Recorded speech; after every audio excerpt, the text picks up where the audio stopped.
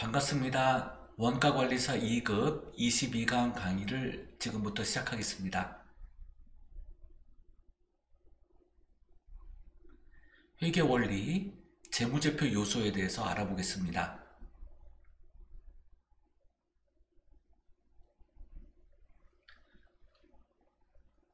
자, 먼저 재무상태표 개정에 대해서 알아보겠습니다. 재무상태표는 회계기간 말, 결산 시점, 보통 12월 말일을 얘기하는데요. 주식회사 법인의 경우 몇 월 말 법인이냐에 따라서 3월 말, 6월 말, 9월 말 이렇게 3, 6, 9, 12로 가는 경우가 보통이죠. 또 중간에 12월 15일 결산 이렇게 할 수도 있고요. 일자로 또는 말일자로 이렇게 정하기 나름입니다. 자, 결산 시점에서 자산과 부채, 자본의 내역을 보여주는 서식이 바로 재무상태표입니다. 자산과 부채, 자본 항목에 대해서 자세히 살펴보면 먼저 자산, 자기재산의 줄임말입니다. 자산은 수익을 획득할 목적으로 보유하는 경제적 자원으로서 화폐 가치로 측정 가능해야 합니다. 자산의 특징들을 살펴보면 다음과 같습니다. 수익 창출에 대한 능력이 있어야 합니다. 이것은 미래 경제적 효익의 발생 가능성이 있어야 되는 것에서 넘어서서 확실해야 합니다. 두 번째, 다른 사람, 법인의 접근이 제한됩니다. 배타적 특성을 가지고 있죠. 특정 기업 또는 개인에게 귀속되고 통제되고 있어야 합니다. 세 번째, 화폐 가치로 신뢰성 있게 측정 가능해야 합니다. 자산은 현금화되는 기간에 따라 유동자산과 비유동자산으로 구분이 되죠. 밸런스 시트, 보통 대차대조표라고도 하고요. 또는 파이낸셜 스테이트먼트라고 해서 재무상태표 또 이렇게 부르기도 합니다. 그리고 결산일, 예를 들어서 이렇게 일반적으로 12월 31일 이렇게 얘기하죠. 자, 왼쪽 차변에는 크게 이제 자산이 있고요. 여기에 이제 유동자산, 그 다음에 비유동자산, 그리고 유동자산과 비유동자산에 속하지 아니하는 기타 비유동자산이 있습니다. 그리고 오른쪽에는 부채가 있고요. 부채 안에도 유동부채,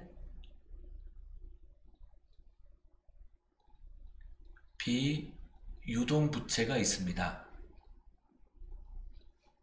그리고 자본이 있죠. 자, 여기서 이 유동자산에서 이 유동이라는 것은 항상 움직인다 라는 뜻이죠. 동쪽으로 움직인다. 있을 유자에 움직일 동이죠. 그래서 이 결산일로부터 1년 이내 현금화가 가능하다. 그렇죠? 유동자산이 현금화가 가능하다. 다시 얘기하면 현금으로 유입 가능성이 있다라는 얘기입니다. 언제요? 1년 이내. 그럼 이제 유동자산이 되고요. 비유동자산의 경우에는 그 1년 이후가 되죠. 1년 이후.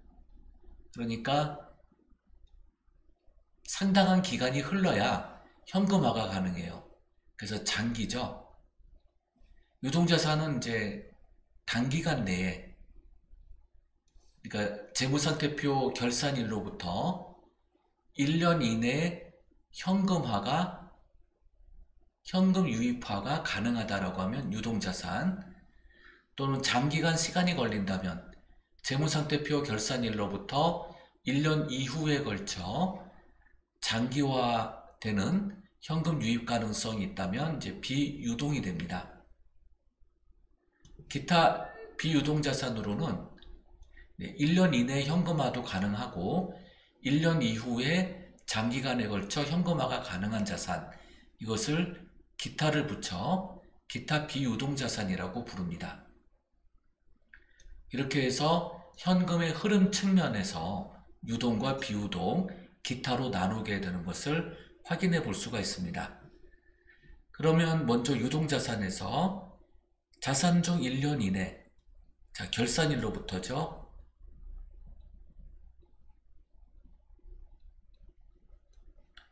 현금화 가능한 자산이에요. 유동자산은 판매 후 과정을 거치지 않고 현금으로 전환되는 당좌자산이 있고요. 판매 목적으로 보유하는 재고자산 등으로 구분이 됩니다. 자, 이 당좌자산은요, 지금 당장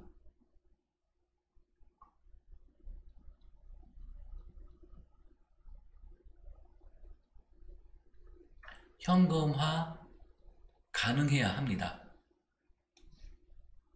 그래서 이제 1년 이내에 현금화가 되지만 지금 당장에 현금으로 쓸 수 있는 가능 자산을 얘기하고요. 그 다음에 이 재고자산은 창고에 있는 자산을 얘기합니다. 창고에 쌓여 있는 자산.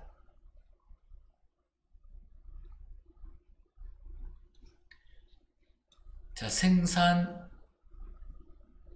위한 자산이 있고요. 판매를 위한 자산, 이렇게 크게 또 분류가 됩니다.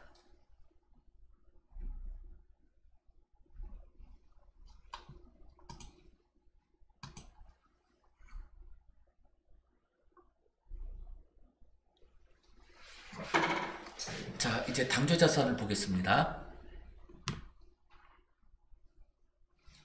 당좌자산에는 현금 및 현금성 자산이 있습니다. 현금 보면 회계상 현금은 이제 통화, 동전과 지폐가 있고요. 그 다음에 통화를 대용해서 쓸 수 있는 증권, 권리증서죠. 증권은 권리증서 약자예요.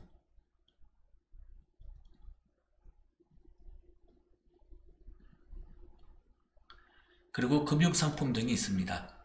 현금으로 취급되는 것을 살펴보면 통화 대용 증권이 있죠. 타인 발행 당좌수표, 그러니까 다른 회사가 발행한 당좌수표를 얘기하고요. 그리고 이제 개인이 발급할 수 있는 가계수표, 그 다음에 자기압수표, 우편환 증서, 배당금 지급 통지서, 만기가 도래되는 국채 이자표 등이 통화 대용 증권입니다. 금융상품으로는 당좌예금, 보통예금, 저축예금 등 입출금이 자유로운 예금, 이것을 요고불 예금이라고 부르죠.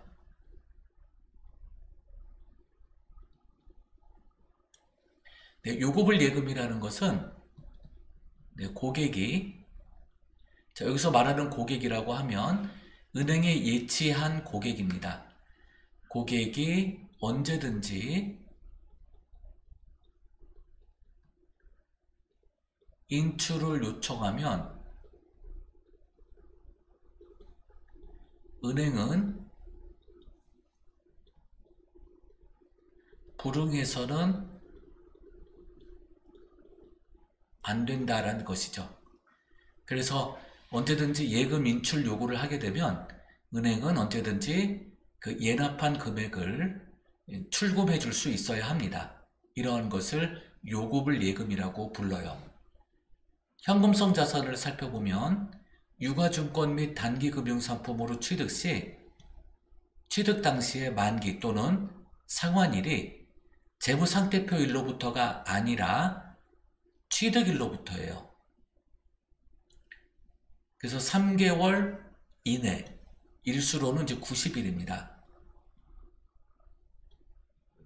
90일 이내에 도래되는 것으로 양도성 예금 증서, 상환 우선주, 환매 조건부 채권 등이 여기에 해당됩니다. 현금성 자산의 조건들을 살펴보면 큰 거래 비용 없이 현금으로의 전환 수수료 등 없이 현금으로의 전환이 쉬워야 하고요. 이자율 변동에 따른 현금 가치의 변동 위험성이 적어야 합니다.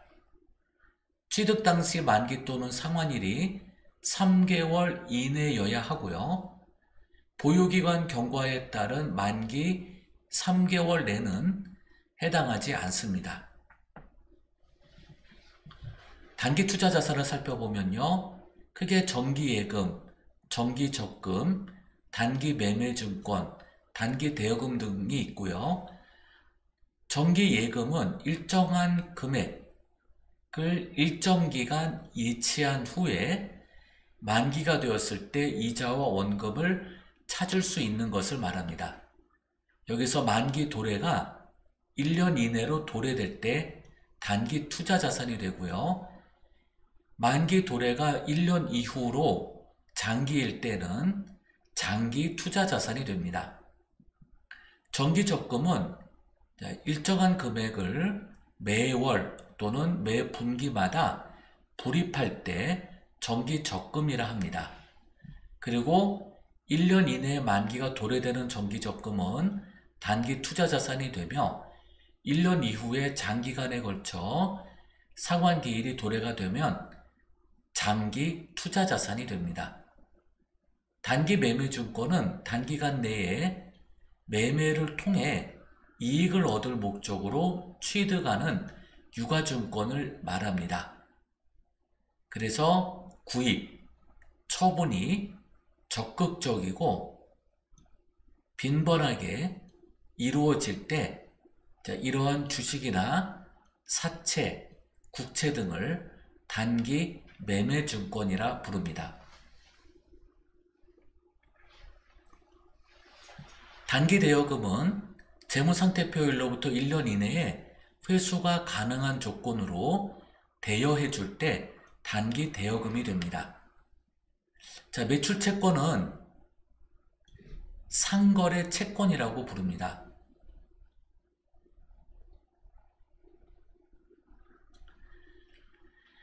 자, 매출채권에는 외상 매출금과 받으러옴으로 이루어져 있죠. 자, 여기에는 이제 선일자 수표도 포함이 됩니다. 상거래와 관련된 채권, 자, 외상 매출금과 받으러옴 등은 통합해서 매출채권이라고 합니다.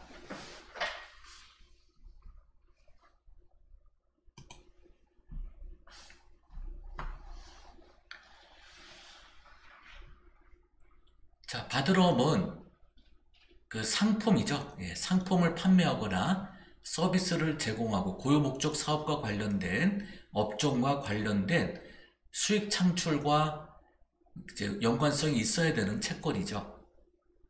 그리고 어음의 만기가 1년 이내여야 되고요. 만약에 이제 이 매출 채권이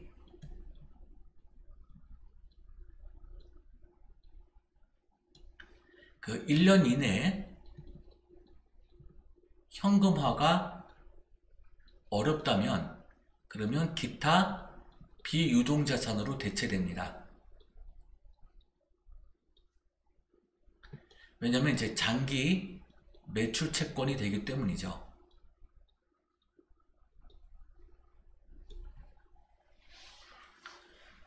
자, 매출 채권과 이제 미수고음에 대한 구분인데요.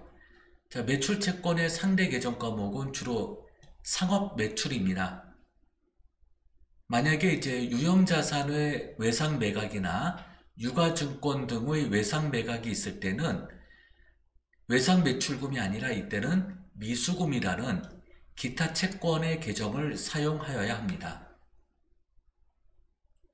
또한 돈을 빌려주고 어음을 받았을 때 단기 대여금이 되고요. 유형자산 등을 처분하고 어음을 받았을 때는 미수금으로 처리합니다.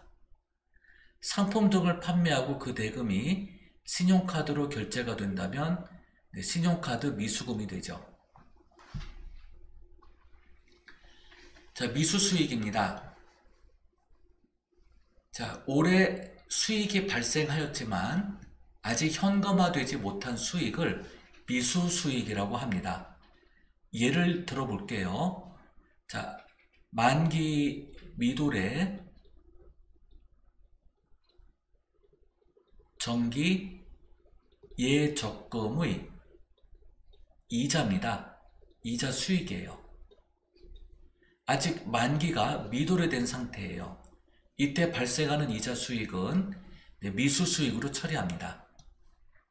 왜냐하면 만기가 미도래되었기 때문에 아직 현금화되지 못했죠.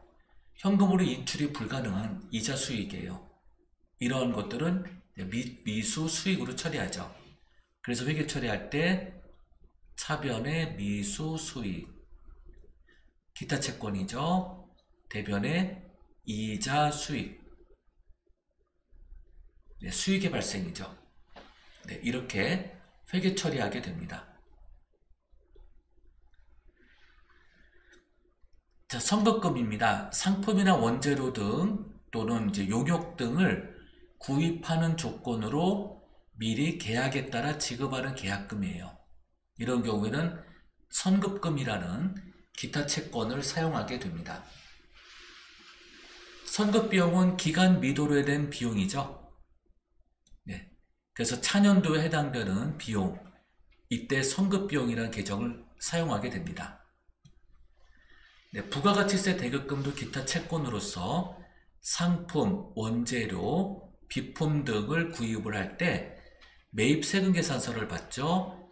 이때 부담하는 매입세액, 자, 이러한 매입세액을 부가가치세 대급금이라는 계정 과목을 사용합니다.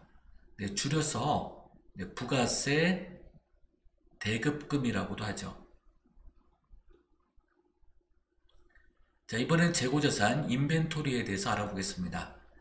판매를 목적 또는 생산할 목적으로 보유하고 있는 자산 등을 말합니다. 상품이나 제품은 판매를 목적으로 하고 있죠.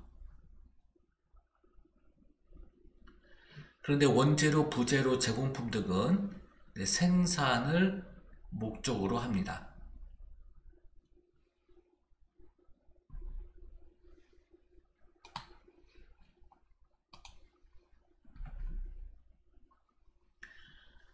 그 다음에 제공품, 생산하는 과정 중 아직 미완성된 품목이죠. 반제품은 판매가 가능한 제공품을 말합니다. 재고자산 분류 시 유의점을 살펴보면은 회계에서는 원칙적으로 자산의 보유 목적에 따라 자산을 분류하는데요. 자동차의 경우 판매 목적으로 이 차량을 보유하고 있다면 재고자산이 되고요. 사용을 목적으로 하고 있다면 유형자산이 됩니다. 그리고 차량 운반부란 계정으로 사용하게 되죠. 토지의 경우 판매 목적으로 보유하면 재고자산, 내가 사용할 목적으로 보유하면 토지라는 유형자산을 사용하게 됩니다. 만약에 투자를 목적으로 한다면 투자자산이 되죠. 계정 과목으로는 투자부동산이 됩니다. 그리고 투자자산에 속하게 되죠. 자, 이번엔 유동적이질 못하는 이 흐를 유자죠. 그래서 유동적이질 못한 비유동자산에 대해서 알아보겠습니다. 투자자산, 영업활동에 사용하지 않고 투자 수익을 획득할 목적으로 보유하는 자산입니다. 그래서 투자부동산이 있는데 투자 목적으로 보유하는 토지, 건물 등 부동산을 말합니다. 자, 만기 보유 증권은 이자와 원금의 회수를 만기까지 적극적으로 중간에 매도하지 않고요. 적극적으로 보유할 목적, 이런 목적이 있으면 만기 보유 증권이라는 투자자산으로 분류가 됩니다. 자, 매도 가능 증권입니다. 장기 보유 목적이에요. 장기 보유 목적으로 사채나 주식, 여기서 말하는 사채는 채권이죠. 주식회사가 발행하는 채권이에요. 이것을 이제 장기간 보유한다면 매도 가능 증권이 됩니다. 지분법 적용 투자 주식이 있는데요. 투자회사가 직접 또는 간접적으로 피투자회사, 투자받은 회사를 피투자회사라고 부르죠. 피투자회사의 위결권이 있는 주식, 그러면 전체 보유 주식에서 내가 투자한 비율이 20% 이상일 때, 그러면 보유자는 지분법 적용 투자 주식으로 처리하게 됩니다. 자, 지분율만큼 적용받겠다라는 것이죠. 그래서 이제 투자 기업이 있고 투자 기업이 있는데 투자를 해요. 그리고 피투자 기업의 발행 주식의 20% 이상을 소유하게 되면 투자 기업의 경영권이 생기게 되고 이 경영권을 가지고 피투자 기업에다가 경영 간섭을 할 수가 있다는 뜻이죠. 그리고 나서 이 피투자 기업의 단기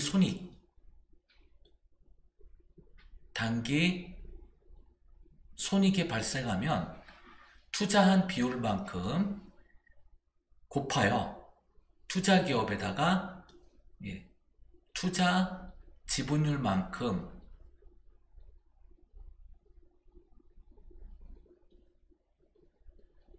피투자 기업의 손익을 강제 반영시키겠다는 얘기예요. 그래서 투자 지분율만큼 피투자 기업의 손익을 강제 반영한다 라고 해서 지분법 적용 투자 주식이라는 개정 과목 이름이 된 것입니다. 장기금융상품은 결산일로부터 만기일이 1년 이후인 금융상품을 말하죠. 장기대여금은 대여기간이 1년 이상인 대여금을 말합니다. 자, 유형자산을 살펴보겠습니다. 자, 유형자산은 영업활동에 사용할 목적으로 장기간 보유하는 형태가 보이는 자산을 말하죠. 그래서 이것을 유형자산, 있을 유자, 형태가 있다 해서 유형자산이라고 부르는 것입니다. 자, 토지를 보겠습니다. 토지는 영업활동을 위하여 사용하는 대지, 땅을 말하죠. 건물은 영업활동을 위하여 사용하는 사무실, 공장, 창고, 건물 부속 설비 등을 말합니다. 구축물은 영업활동을 위해 사용하는 교량, 궤도, 정원 설비, 기타 토목 설비와 공작물 등을 말합니다. 쉽게 얘기해서 건물에는 사람이 거주 가능하죠. 구축물에는 사람이 거주하기 힘들죠. 그래서 사람의 거주 가능성 여부로도 건물과 구축물을 쉽게 구분하고 나누어 볼 수 있습니다.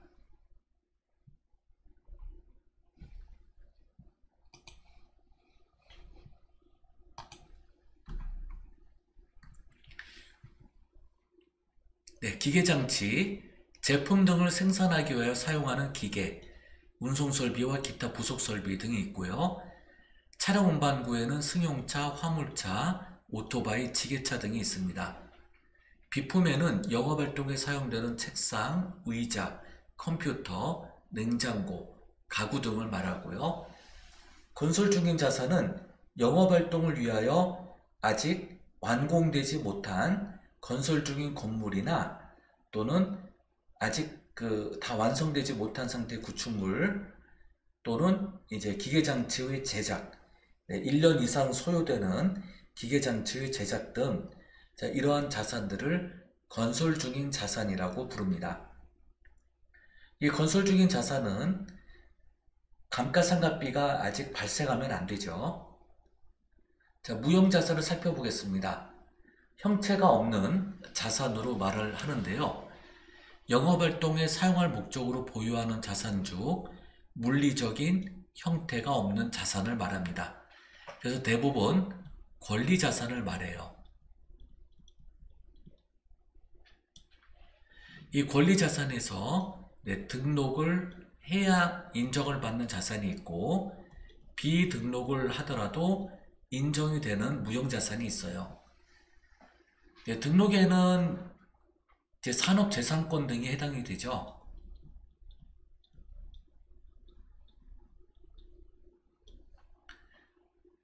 그 다음에 비등록에는 영업권,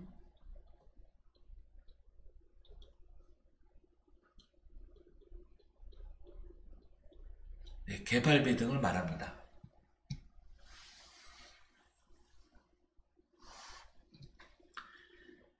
자, 영업권은 다른 기업 또는 사업의 취득 또는 합병 시 취득자산과 인수부채의 총액을 초과할 때 발생되는 금액을 말합니다.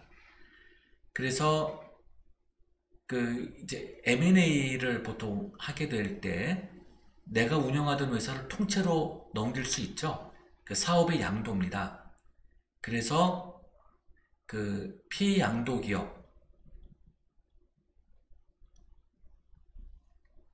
그 다음에 양수 기업이 있죠.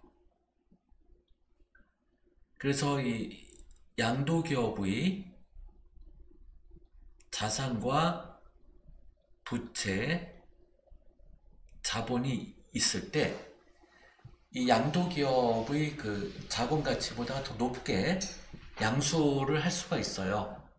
그래서 자산이 100이고 부채가 50, 자본이 50일 때 이 부채 50을 부담하고 자본 가치 50을 줄 때 이 50을 주고 사올 수 있잖아요.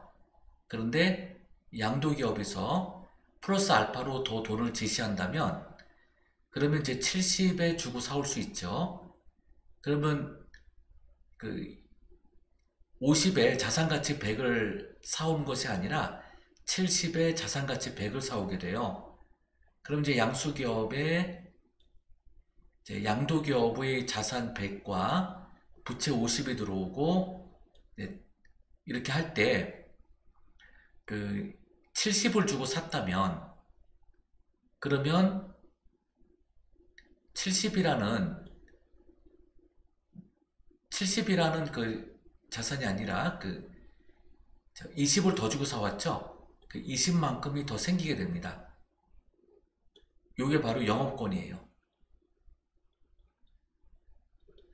물론 이제 100에서 20만큼 빠져서 80이 남겠죠.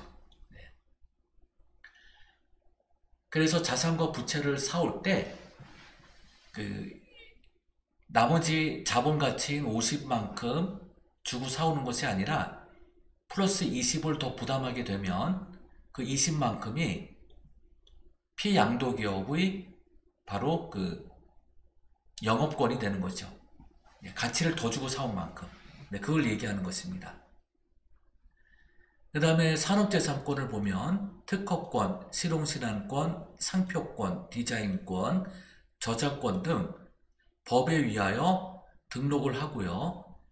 그렇게 되면 독점적, 배타적 권리가 외부로부터 인정을 받게 됩니다. 그래서 이러한 외부로부터 인정을 받은 권리자산을 산업재산권이라고 하고 등록되는 자산이라고 하죠. 개발비는 비등록자산입니다. 내가 신제품을 개발하기 위해서 들어가는 투자 비용 등을 말해요. 그리고 아직 생산 판매되지 않았으므로 자산적 요건을 갖추게 될 때 이제 무형자산이 되는 것이죠. 소프트웨어는 만들어진 이제 프로그램 등을 이제 구매할 때 또는 이제 프로그램을 이제 새로 개발할 때 소프트웨어라는 자산이 생기게 됩니다. 그래서 우리가 쓰고 있는 이제 엑셀이나 파워포인트 또 세무사랑 그 밖에 이제 그 회계 관련 프로그램 등이 있죠. 네, 이러한 것들이 모두 소프트웨어에 해당이 됩니다. 그다음에 기타 무형자산으로는 광업권, 어업권, 라이센스, 프랜차이즈, 임차 권리금 등이 해당이 됩니다. 여기서 전세권이라는 권리자산이 있는데요. 이 전세권은 전세보증금을 물권화해서 등기하는 것으로 무형자산과는 아무런 관련이 없습니다. 그래서 이 전세권리금은 무형자산이 아니다 라고 보시면 됩니다. 기타 비유동자산으로는 전세보증금, 임차보증금, 그 다음에 이제 전세권도 여기 해당이 됩니다. 그래서 빌리고 지급한 보증금 성격에 있는 것들이죠. 그 다음에 외상매출금과 받으러옴 중 회수기간이 1년을 넘어서는 것, 이것을 장기성 매출 채권이라고 부르죠.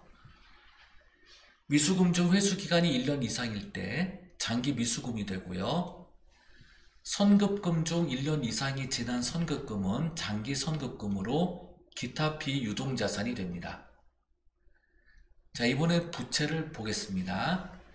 자, 릴리아빌리티스라고 해서 이제 타인 자본 또는 부담하는 채무 이렇게도 얘기하죠.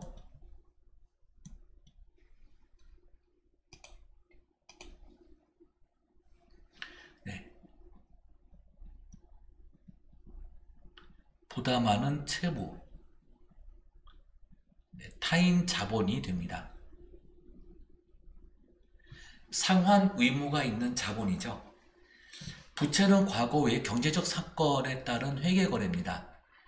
그리고 미래의 자산을 이전하거나 서비스를 제공하여야 하는 현재의 의무예요. 그러니까 미래에 부담하게 되는 의무가 아니라 현재 지고 있는 의무예요.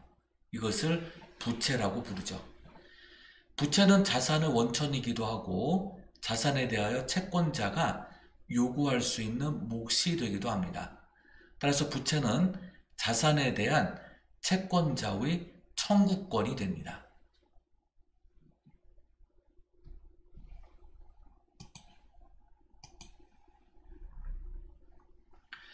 부채는 그 의무의 지급기한이 1년 이내이면 유동부채, 재무상태표일로부터 1년 이내에 현금으로 갚아야 될 의무가 있게 되면 유동부채, 1년 이후가 되면 비유동부채가 됩니다. 자, 유동부채에는 이제 매입채무, 그 다음에 기타 채무인 미지급금, 단기차입금 등이 있습니다. 단기차입금 등은 이제 금융채무가 되죠.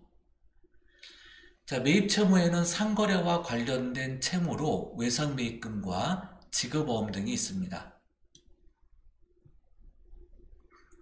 다 1년 이내에 해당되는 채무죠. 그리고 기타 채무인 미지급금이 있습니다. 그 밖에 또 미지급 비용 등이 있죠. 그래서 상거래 채무는 아니고 그 이제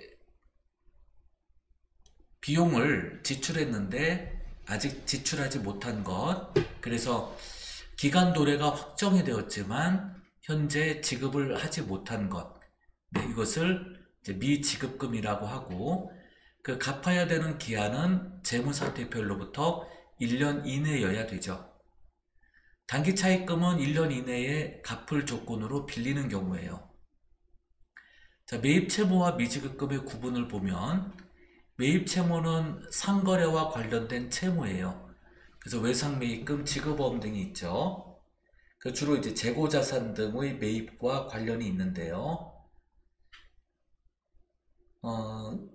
자금을 빌리는데 어음을 발행을 했다면 어음이 담보 성격으로 나가요. 이런 경우는 이제 단기 차입금이 되고요. 어음 채무죠. 근데 어음을 담보로 맡기고 돈을 빌렸다. 그럼 이건 단기 차입금이에요. 비품을 구입하고 유용 자산 등이죠. 뭐 자동차, 비품 다 포함합니다. 그리고 어음을 발행을 했다. 그러면 지급어음이 아니라 미지급금이 됩니다. 상품 등을 구매하고 신용카드로 결제를 했다면, 네, 신용카드 미지급금이 되기도 하지만 이때는 이제 주로 외상 매입금으로 처리해 주시면 되겠습니다. 네, 상품, 제품, 원재료, 제공품 등을 외상으로 구매를 했다면 네, 이런 경우는 재고자산이기 때문에 외상 매입금이 되죠. 자, 예수금을 보겠습니다. 월급을 받는 종업원 등, 네, 종업원 등에게 월급을 지급을 할 때 원천징수하는 부분들, 네, 대변에 예수금을 잡게 됩니다. 선수금은 이제 계약금을 미리 받았을 때 이제 선수금이 되죠. 이제 1년 이내에 이제 계약이 이행이 되어야 되겠죠. 자, 선수 수익을 보면 이제 이미 받은 수익 중 네, 올해 수익에 해당하지 않는 수익. 자, 수익은 미확정되었어요. 그런데 현금화된 수익이죠.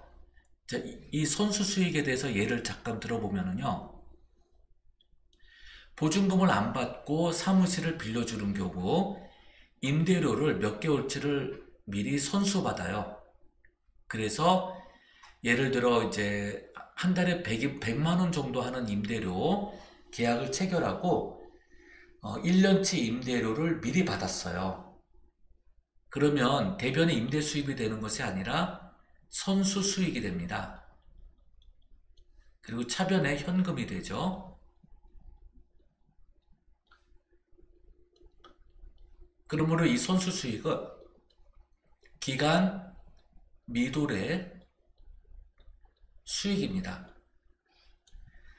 자, 부채가 되는 이유는 그 세입자가 그냥 중간에 계약 이내에 이제 퇴거를 하게 되면 선수 수익 중에 기간이 경과된 것을 제외하고 미경과된 그 수익분에 대해서는 반납해야 될 의무가 있게 되죠.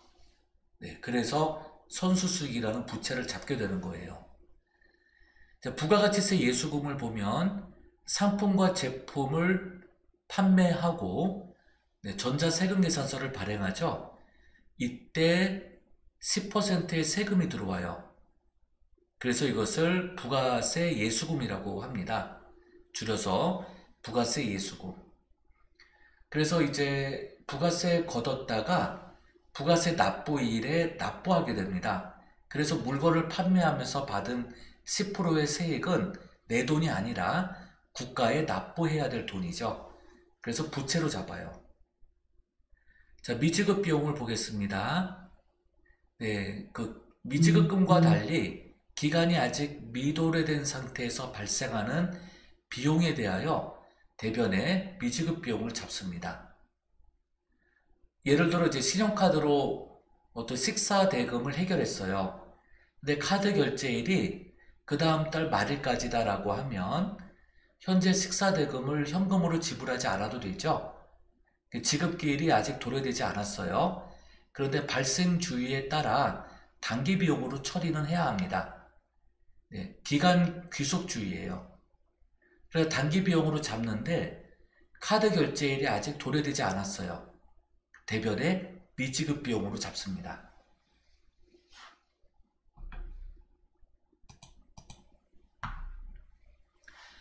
자, 유동성 장기 부채는 결제일 현재 상환일이 아직 미도래된 상태입니다. 2020년 말 만기 도래되는 장기 차입을 했어요.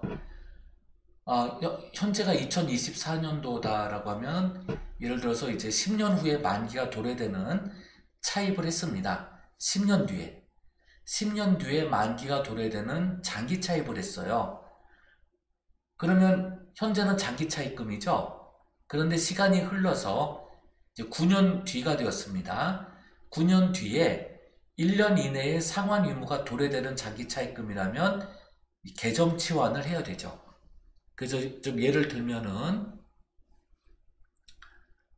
자, 재무상태표가 있어요. 자, 2024년 12월 말일 현재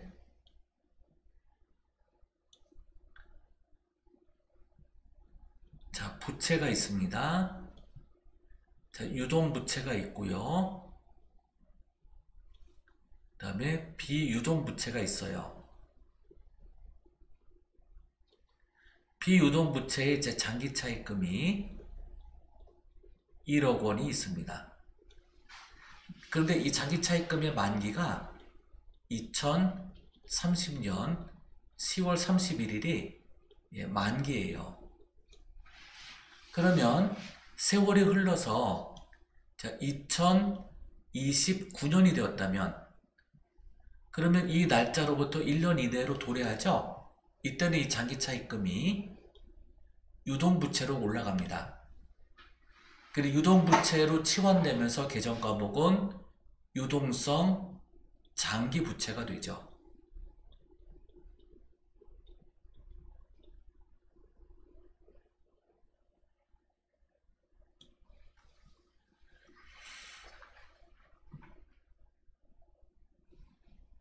네, 이걸 얘기하는 것이에요. 자, 이제 비유동부채 보겠습니다. 사채는 장기 자금 조달을 위해서 보통 이제 3년 이상 사용할 목적으로 발행을 해요. 이것을 회사채, 회사가 발행하는 채권, 이렇게 해서 사채라고 하죠. 장기 차입금은 1년 이상 사용할 목적으로, 빌려서 사용할 목적으로 빌리는 돈, 이것을 장기 차입금이라고 부릅니다. 퇴직급여 충당부채는 이제 매년 1년 이상 장기 근로를 하는 직원들에 대해서 퇴직급여를 계상하고 이제 회사가 부담하여야 할 채무죠. 그래서 이런 부채를 충당성 부채라고 해요. 자, 미래에 지급해야 될 부채죠. 현재 지고 있는 위무이고요. 그래서 1년 이상 장기 근속자에 대한 급여를 퇴직급여로 쌓아놓을 때 이것을 퇴직급여 충당부채, 충당성 부채 중 하나인 퇴직급여 충당부채가 됩니다. 미래에 지출될 것이 예상되는 비용 상당액을 미리 잡죠. 이것을 다 충당부채라고 해요. 그래서 수선보증 충당부채도 해당이 되죠. AS를 해야 할 그 의무가 있는 제품 등을 판매하고 그 AS 비용을 미래에 충당하기 위하여 미리 쌓아놓는 돈들, 수선보증 충당부채라고 부르죠. 그 다음에 장기성 매입 채무라고 해서 외상매입금과 지급보험을 1년 이내에 상환해야 되는데 상환하지 못할 때 장기성 매입 채무가 됩니다. 장기 미지급금입니다. 1년 이상 갚지 못하고 있는 미지급금들, 장기 미지급금이라고 부르죠. 자기 자본의 줄임인 자본을 보겠습니다. 자본은 회사가 소유하고 있는 경제적 자원인 자산에 대해서 회사의 실질적 주인이라고 할 수 있는 소유주가 요구할 수 있는 몫이에요. 그래서 소유주 지분이라 하고 또 자녀 지분, 또 순자산으로도 표현을 합니다. 순자산의 의미는 총자산에서 총부채를 차감한 후에 남은 자산이라고 해서 자본을 다른 말로 순자산이라 합니다. 자본은 투자자가 회사에 납입한 납입자본과 기업활동을 통해 남겨진 이익잉여금으로 구성이 됩니다. 자본금은 발행 주식수에다가 액면 금액을 곱하여 구합니다. 이것을 자본금이라고 하죠. 자본잉여금은 주주와의 거래를 통해 발생한 잉여금을 말합니다. 잉여라는 말은 순수 우리말로서 쓰고 남은 그 이익 등을 이제 잉여금이라고 하죠. 자본잉여금에는 주식발행 초과금, 감자차익, 자기주식 처분이익 등이 있는데요. 주식발행 초과금은 액면 자본금을 초과해서 발행할 때 액면 자본금과 발행금액의 차익, 이것을 자본잉여금이라고 합니다. 감자차익은 회사 사정이 어려워짐에 따라 회사의 사정상 경제적 어려움으로 인하여 발행한 주식을 이제 매입하고 소각할 때 이제 감자가 되고요. 이때 보유 주주에게 이 주식을 되찾아오면서 이 주주가 처음에 투자한 돈보다 저렴하게 주고 매입해 올 때 그 차익이 발생합니다. 이것을 감자차익이라고 부르죠.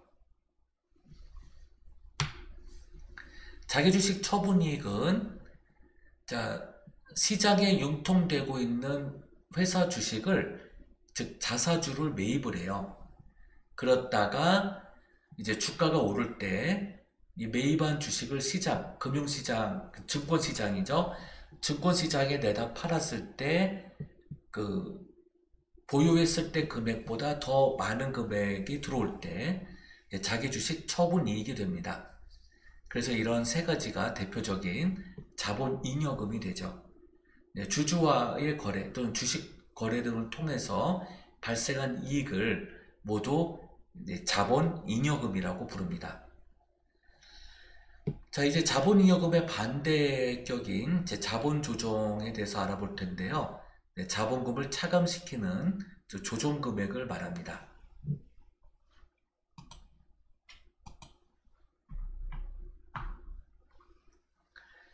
자기 주식에는 발행한 주식 중 일시적으로 재매입한 주식, 그래서 시장에 유통되고 있는 주식을 사올 때 자기 주식이 되고 자본 조정으로 들어가면서 자본을 차감시키죠.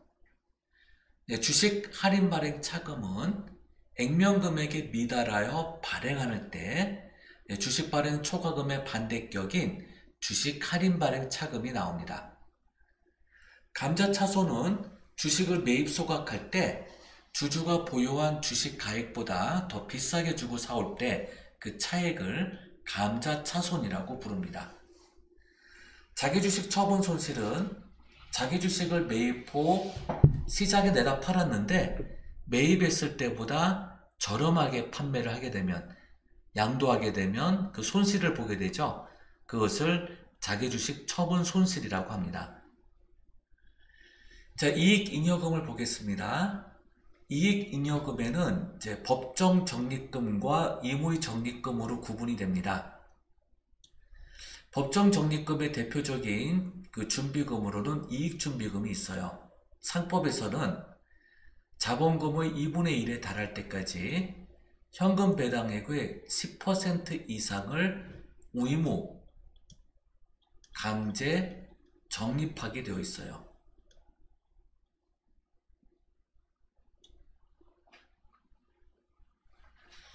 이때 그 이익 준비금이 되고요. 그 이유는 이제 주주들에게 이제 현금 배당을 좀 적게 할 수 있는 그런 그 이유가 될 수가 있죠. 법적인 이유. 그래서 그 주주에게 현금 배당을 너무 무리하게 되면 회사의 자본 유출이 심해지니까 회사를 보호하기 위한 차원에서 만들어진 제도입니다. 자, 임의 적립금을 보겠습니다. 기업의 필요에 따라 적립하는 적립금이고요. 회사의 채무를 감소시키는데 그 배당 가능한 이익을 이제 감채 적립금으로 전환시키자 할 때 쓰는 것이고, 사업을 공격적으로 확장하자라고 할 때 사업 확장 적립금이 됩니다. 그 밖에 이제 배당 평균 적립금 등이 있어요.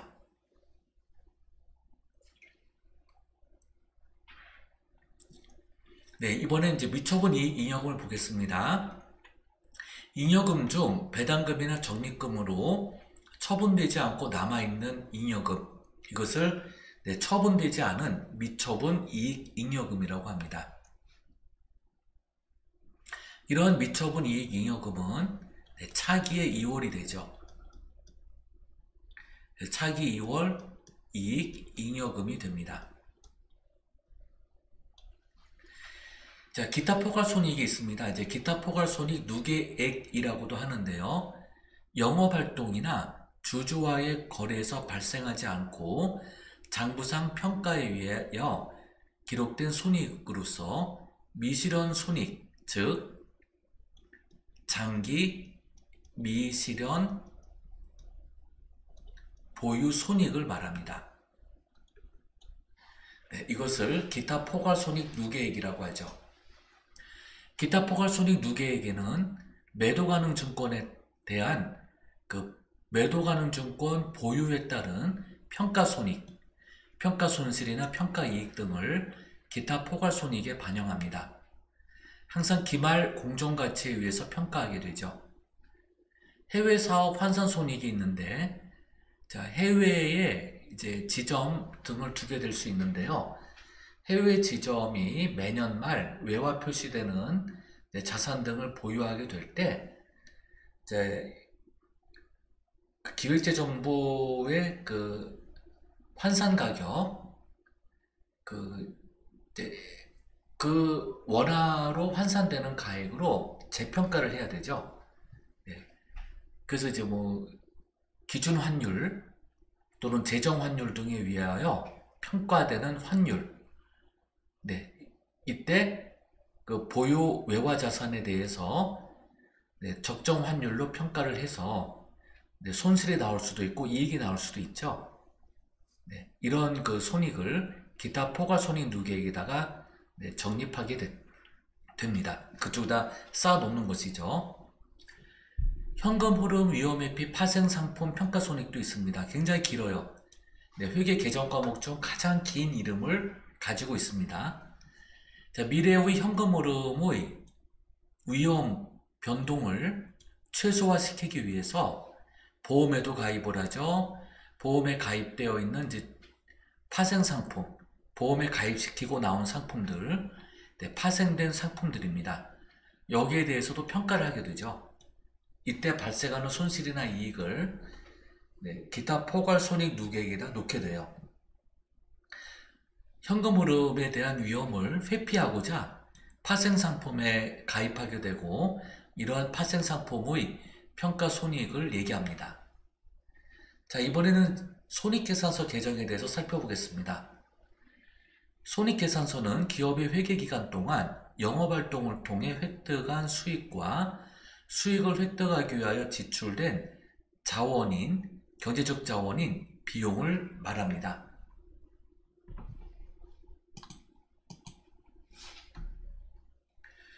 네, 먼저 수익을 보겠습니다. 자, 영업수익에는 매출액이 있죠. 자, 매출액은 상품 매출, 제품 매출, 서비스 용역 수입 등이 있습니다. 그리고 차감 계정으로는 매출 환입, 매출 애누리, 매출 할인 등이 있죠. 매출 환입은 반품 입고를 말해요. 반품되어서 도로 입고되면 매출액에서 차감됩니다. 자, 매출 애누리는요, 자, 상품 또는 이제 제품 등의 하자로 인하여 즉석에서 할인해 주는 것을 얘기합니다. 자, 매출 할인은 사전 약정이 있어야 되고요. 그 사전 약정에 따라서 이제 대금이 그 약정 기일보다 이르게 입금이 되면 빨리 되면 될수록 차등 할인율을 적용하여 디스카운트 해주는 것을 말합니다. 이것을 매출 할인이라고 해요. 매출 애누리는 사전 약정이 없죠. 그래서 즉흥적으로 디스카운트를 해주는 것을 매출 애누리라고 하고요. 사전 약정이 있을 때에는 매출 할인이라고 합니다. 자, 영업 외적인 수익을 보면 이자 수익이 있죠. 금융 이자 수익, 그 다음에 배당을 받았을 때 얻는 수익, 그 다음에 토지나 건물 등을 빌려주고 받는 임대료 수입, 그리고 단기적, 일시적 차익을 목적으로 투자한 채권이나 주식 등을 말하고요. 이런 이 단기 매매 증권이 기말 공정가치에 의하여 평가될 때 단기 매매 증권 평가 이익이 생기게 될 수도 있고요. 그 반대인 손실이 날 수도 있죠. 단기 매매 증권과 매도 가능 증권은 항상 기말 공정가치의 평가 대상이 되는 주식 또는 채권에 해당이 됩니다. 그 다음에 유형자산에 대한 처분이익 또는 무형자산에 대한 처분이익 등이 있죠. 네, 중도 매각했을 때 얻는 이익입니다. 그 다음에 외환차익입니다. 외화자산, 외화 보유자산에 대한 그 환산이익이죠. 네, 기준환율이나 재정환율에 따른 환산이익을 말합니다. 그 다음에 외화환산이익 있죠. 이 외환차익과 달리 외화환산이익은 기말 결산일까지 보유한 외화자산 또는 부채 등에 대해서 기말 환율로 평가할 때 발생하는 이익입니다. 자, 외환 차익은 기준 거래에서 발생하는 차익이고요. 환산자가 붙으면 기말 결산일 기준 환율 정산에 따른 차익입니다. 자산 수중이익은 회사가 주주 또는 기타의 외부인으로부터 이제 재고자산이나 유형자산 등을 무상으로 받게 됨에 따라 얻는 이익입니다. 이때 무상으로 받았을 당시의 공정가치로 평가를 합니다.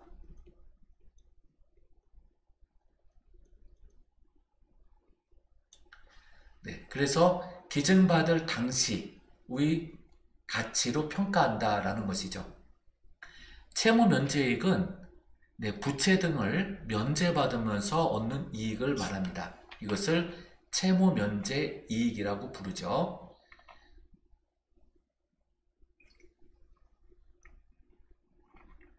이제 보험 차익을 보겠습니다. 보험에 가입한 자산에 화재 등 멸실이 일어나게 돼요. 그래서 보험에 가입을 했다면 그 보험금이 들어오게 되죠. 이때 보유자산의 장부가액에서 감가상각누계액을 차감하면 이제 잔존가액이 남습니다. 엄밀하게 얘기하면 이 장부가액은 이제 감가상각누계액을 차감한 후의 가액, 또 장부가액이라고도 하죠. 그래서 취득가액으로 고쳐서 다시 설명하면 보유자산의 취득가액에서 그동안의 감가상각누계액, 이거 감가상각누계액입니다.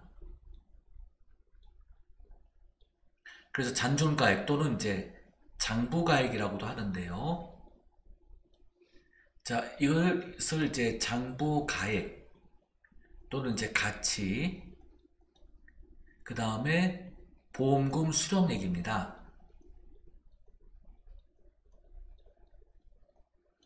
보험금 수령액이 장부가액보다 크다면 이때는 이제 보험차익이 발생하게 되죠. 보험차익은 영업의 수익에 해당이 됩니다. 전기오류 수종이익은요, 전기 이전의 수익 또는 비용에 대해서 기입 누락을 했어요. 그리고 나서 단기에 뒤늦은 수익이나 비용을 이제 반영하게 될 때 전기오류 수종이익이 됩니다. 즉, 그 이익의 누락, 수익의 누락이죠. 수익의 누락으로 인하여 발생하는 그 장부상 그 누락 금액을 단기 수익으로 인식하게 되면 전기오류 수종이익이 됩니다.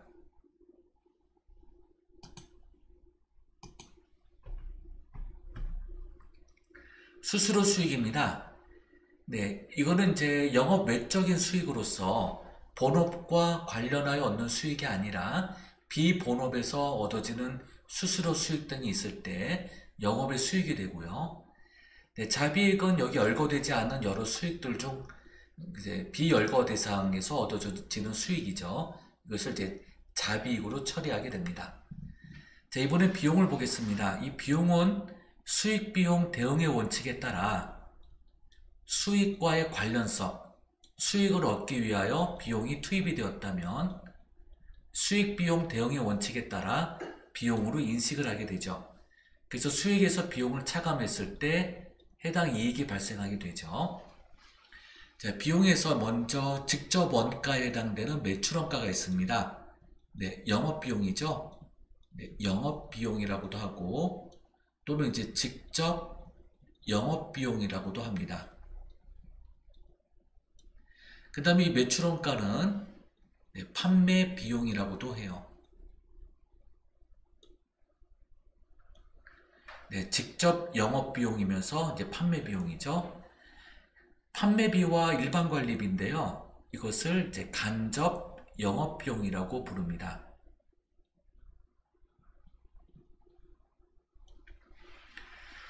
네, 직접 영업비용에 해당되는 매출원가는 이제 매출액에서 직접 차감하죠.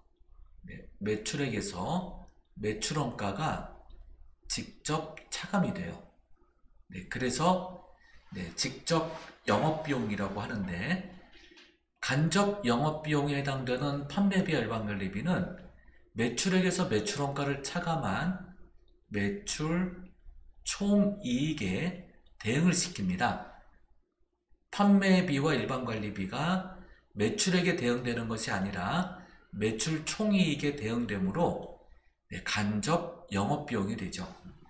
이 간접 영업비용과 이제 직접 영업비용 보면 먼저 직접 영업비용을 보겠습니다. 매출원가가 있어요. 상품에 대한 매출원가가 있고 또 제품에 대한 매출원가가 있죠. 자, 제품에 대한 매출원가라고 하면 자, 먼저 기초제품 재고액,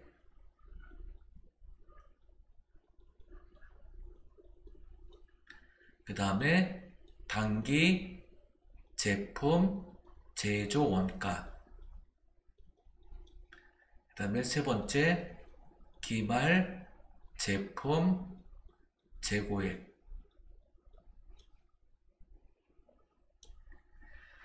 기초 제품 재고액과 단기 제품 제조 원가를 더하고요.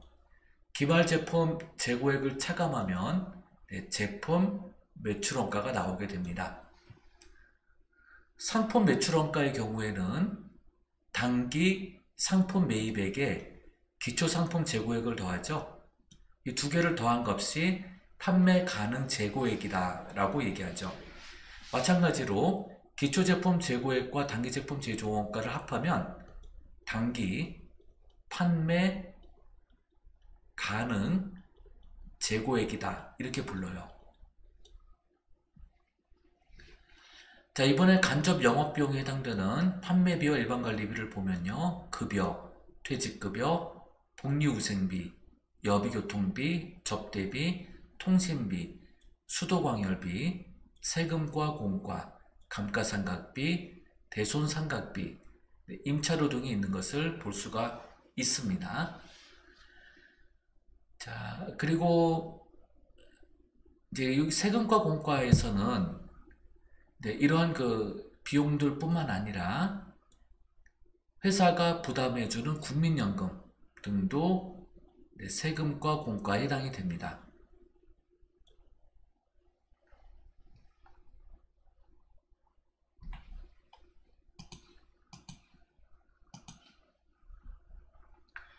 자, 그리고 이제 수선비에 해당되는 수선유지비, 보험료, 차량유지비, 도서인쇄비, 소모품비, 수수료 비용, 광고선전비, 연구비, 경상개발비 등이 있습니다.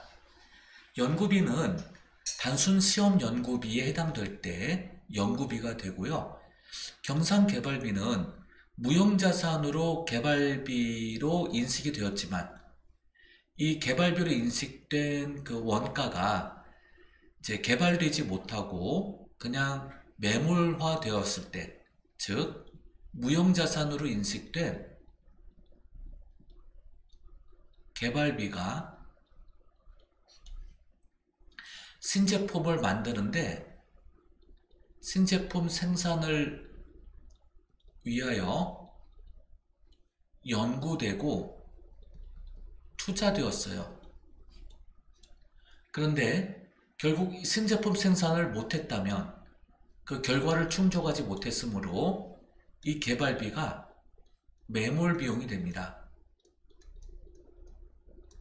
그러면 보통 무형자산의 상각은 한 20년의 기간에 걸쳐서 이렇게 조금씩 상각해 나가는 것인데 한꺼번에 매몰 비용이 됐을 때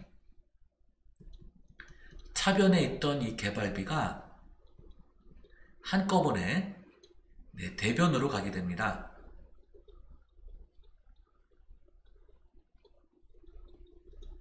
그리고 이제 이 차변에 뭐가 오냐면 경상개발비로 오게 되죠.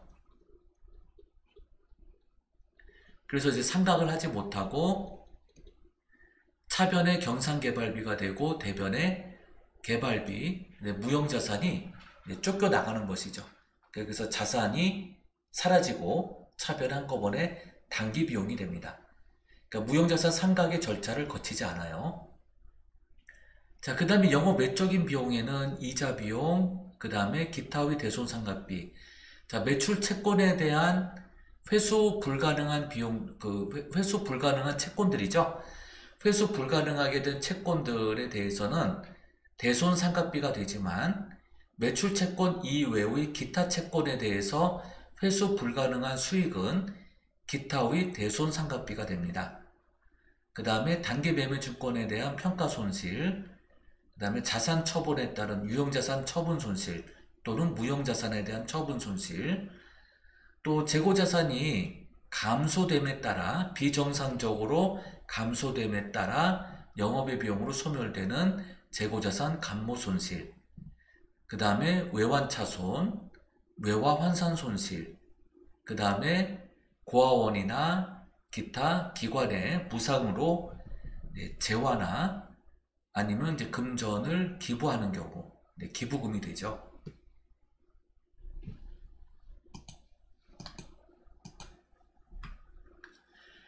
자, 그 다음에 보유어음을 은행에 매각하고 그 할인료 등이 발생이 됩니다.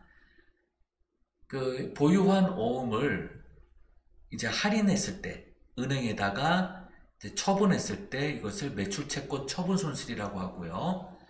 천재지변 기타 재해로 인하여 자산이 유실되고 소실될 때 재해 손실이 됩니다. 특히 재해 손실은 보험에 가입하지 못함에 따라 보험에 미가입된 상태로 유실되고 손실됐을 때 발생하는 비용입니다.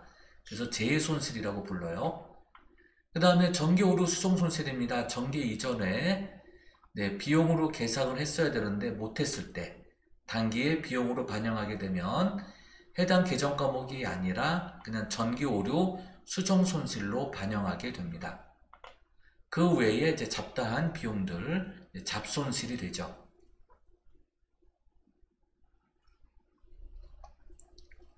그 다음에 법인세 비용 등이 있습니다. 납부해야 될 법인세 등을 말하죠. 항목 구분 시 주의점을 살펴보면 평가손실은 손익계산서상 영업의 손익으로 구분합니다.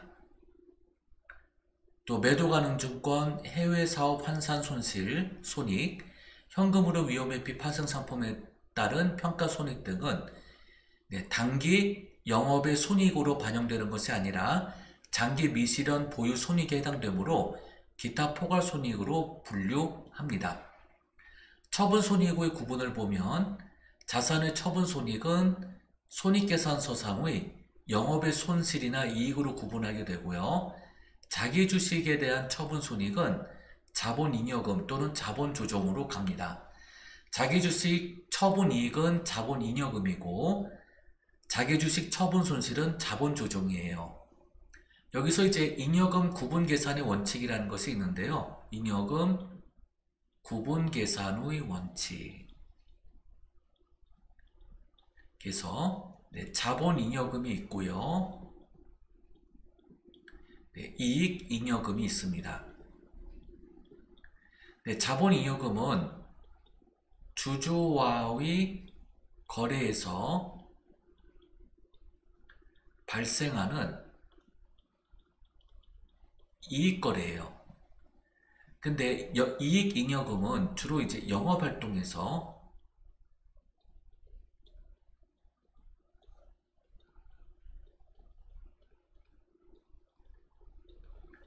발생하는 이익거래죠.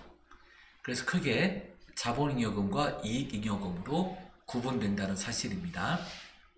자, 대손상각비의 구분을 보면은 매출채권에 대한 대손상각비는 주로 판매별 일반관리비의 대손상각비 비용으로 처리되고요. 기타 채권에 대한 대손상각비, 즉 단기 대여금이라든지 선급금이라든지요. 그리고 미수금이라든지 등등 여러 기타 채권에 대한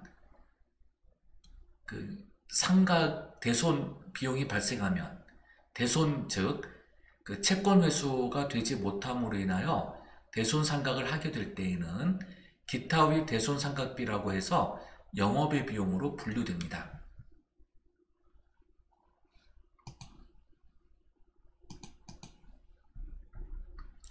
네, 장시간 수고 많으셨고요. 네, 다음 문제풀이에서 또 뵙도록 하겠습니다. 네, 수고 많으셨습니다. 감사합니다.